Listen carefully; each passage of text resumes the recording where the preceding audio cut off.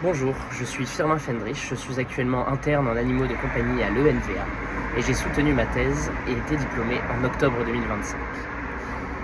Mon travail de thèse s'intitule « Apport de l'intelligence artificielle pour développer les compétences techniques et relationnelles en formation vétérinaire, exemple à partir d'un cas clinique ». Le but était le suivant, créer un cas clinique interactif permettant à l'apprenant de s'entraîner sur le recueil de l'anamnèse et d'être évalué sur ses soft skills. Il est difficile pour nos enseignants de nous évaluer en temps réel sur ce sujet car les journées en consultation sont chargées et le temps manque. L'apprenant, à travers ce cas clinique, reçoit des notes sur 10 à propos à la fois de sa prise d'information et de la qualité des questions, mais aussi sur son empathie et sur son écoute active. Il reçoit avec ces notes des pistes d'amélioration sur ce qu'il aurait pu dire. La production est une collaboration entre l'entreprise Wolf Learning Consulting et le NVA. L'un s'occupant de la partie développement et codage, l'autre de la partie cas clinique et des relectures. Le cas clinique porte sur Simba, de Madame Sanchez, un chat de 15 ans qui a une maladie rénale chronique à composante lithiasique.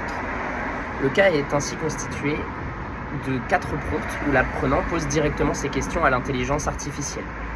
Un au moment du recueil de l'anamnèse, un au moment de la restitution du bilan anamnestico-clinique à un collègue, un pour l'obtention du consentement éclairé de la propriétaire et un dernier pour la visite de suivi. 4 LLM ont été ainsi nécessaires pour développer ce module.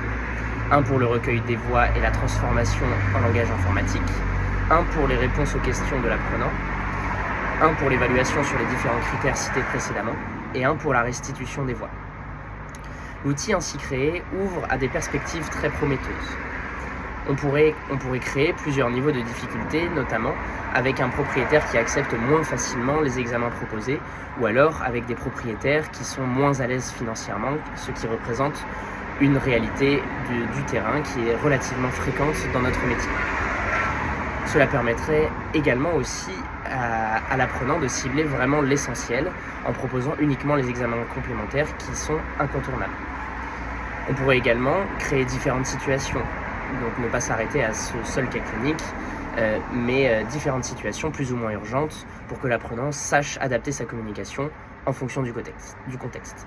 Cela pourrait être bénéfique notamment pour des situations d'urgence extrême où on doit obtenir assez rapidement le consentement du propriétaire.